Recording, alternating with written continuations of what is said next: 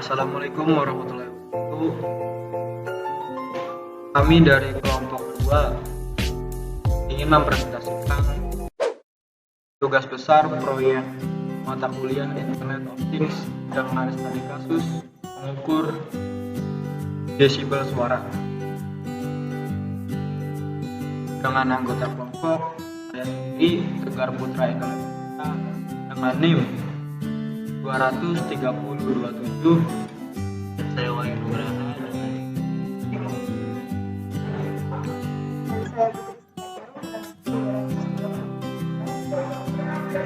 saya sendiri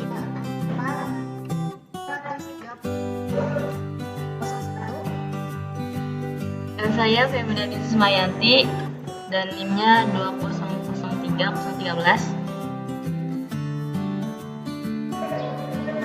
Untuk latar belakang masalah kita kenapa mengambil studi kasus ini, yang pertama, sering mendengarkan sesuatu di ambang batas pendengaran manusia lama-kelamaan menyebabkan kerusakan, karena pada umumnya pendengaran manusia adalah 30-50 desibel.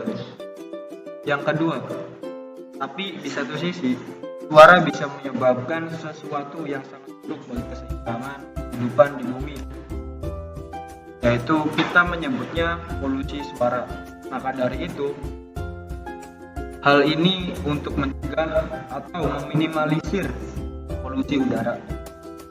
Yang ketiga, banyak orang yang berbicara maupun bersuara dengan keras adalah kebiasaan yang menyebalkan. Dengan adanya pengukur desibel suara, maka akan meminimalisir kebiasaan tersebut. Yang keempat, adanya proyek atau pabrik yang memiliki alat ini.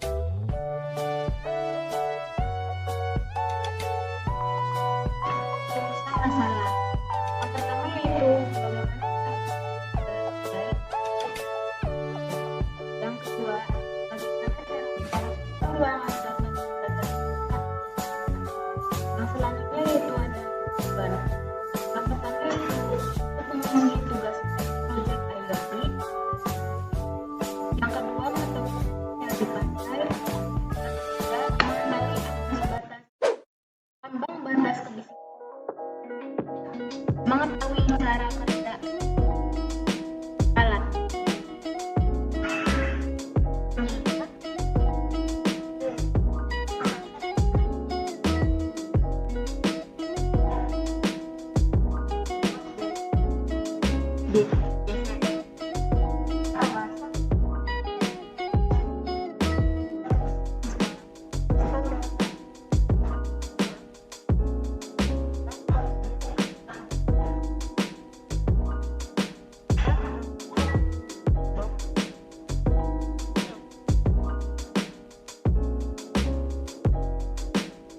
Di sini ada flowchart sistem alat berjalan. Yang pertama ada start, lanjut ada mengukur desibel suara, lalu ada menampilkan data di website. Selanjutnya ketika desibel melebihi 50, jika salah akan kembali mengukur desibel suara, dan jika benar atau desibel lebih dari 50, buzzer akan berbunyi. Lalu setelah itu selesai.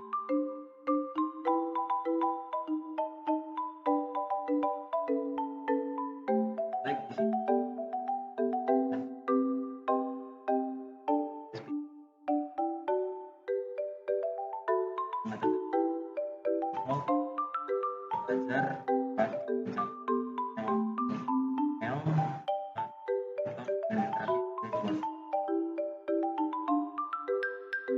berikut adalah perancang pengukur desibel suara.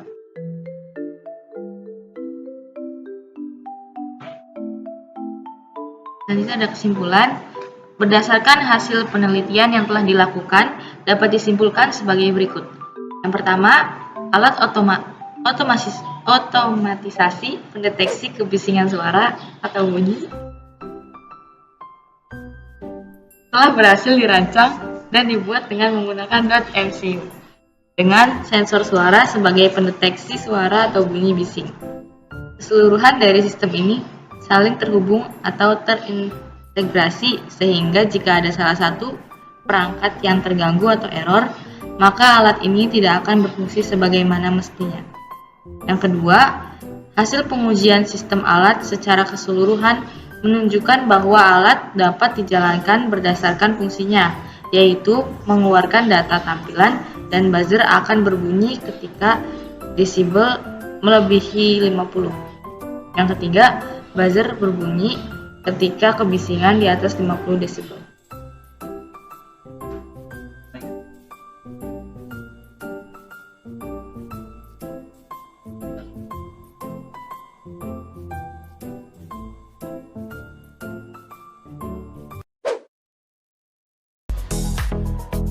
Di sini sudah ada rancangan-rancangan mengenai mengukur desibel suara. Kita perkenalkan alat-alatnya. Di sini ada sensor suara dengan tegangan 3,3 sampai 5 volt. Lalu di sini ada buzzer. Kemudian ada breadboard tempat menaruh. Nah, kemudian di sini kita menggunakan Rode MCU 8266. Dan yang terakhir di sini kita menggunakan kabel jumper. Oke, mungkin dari ESP-nya sendiri, di sini kita menggunakan pin D4. D4 kita mengarah ke kabel positifnya si buzzer.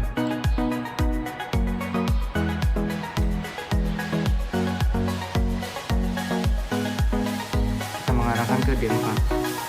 Kemudian dari negatifnya Rode MCU ground kita arahkan ke negatifnya dari si buzzer. Kemudian dari sensor suara di sini ada output. Sini kita mengarah ke pin A0. Ini A0. Kemudian ground sendiri kita mengarah ke ground dari Rode MCU. Sini. Dan yang terakhir di sini ada VCC. VCC kita mengarah ke 3 volt, tegangan 3 volt. Baik, kita sekarang sudah menghubungkan dari Rode MCU dengan menggunakan kabel USB. Nah, lalu kita running programnya.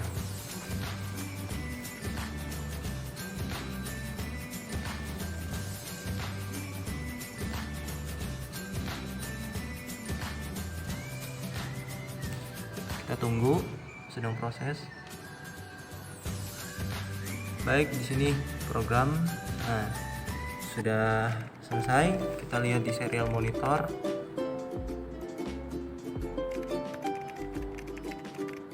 Kita menggunakan serial monitor 115200. Data sudah tampil. Lalu kita akan cek suaranya.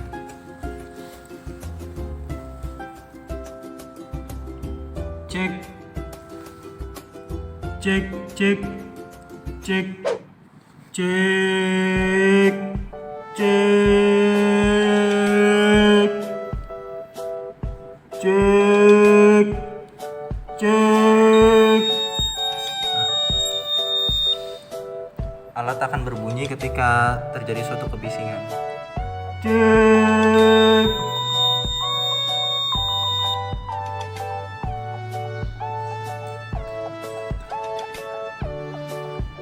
Alat akan berbunyi ketika desibel itu melebihi angka 50 yang tadi sudah dijelaskan pada presentasi PowerPoint, bahwasannya desibel untuk pendengaran manusia itu kurang lebih 30 sampai 50 desibel. Baik, di sini saya akan menjelaskan beberapa program dari mengukur desibel suara. Di sini kita menggunakan beberapa library, yaitu tentunya library ESP. Kedua ada library PubSubs Client, ini digunakan untuk mempublish.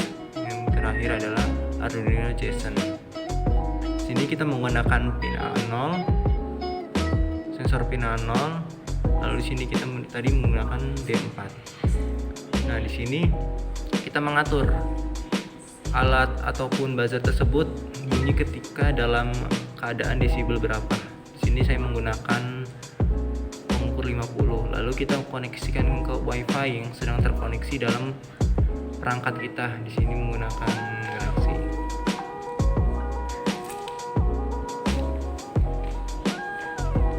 Lalu sini kita konekkan ke MQTT server dengan port default. Kita masuk di sini untuk print sederhana dari MQTT. Apabila berhasil, dia akan menampilkan IP address-nya dan menampilkan output WiFi connect. Data akan disimpan di dalam suatu array. Kemudian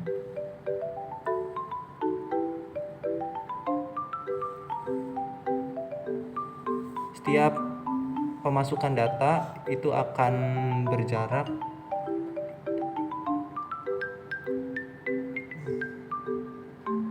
berjarak 3 detik.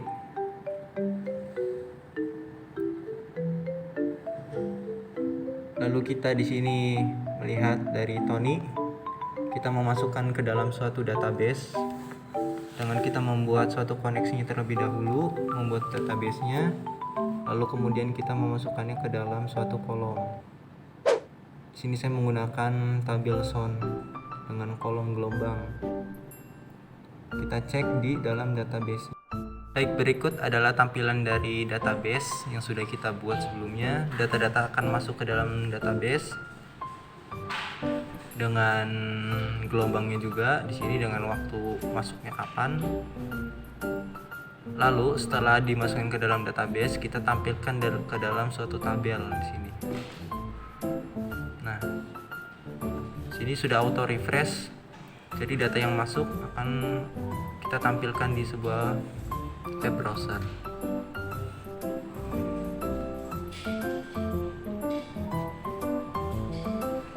Cek cek cek cek cek cek cek cek cek cek cek cek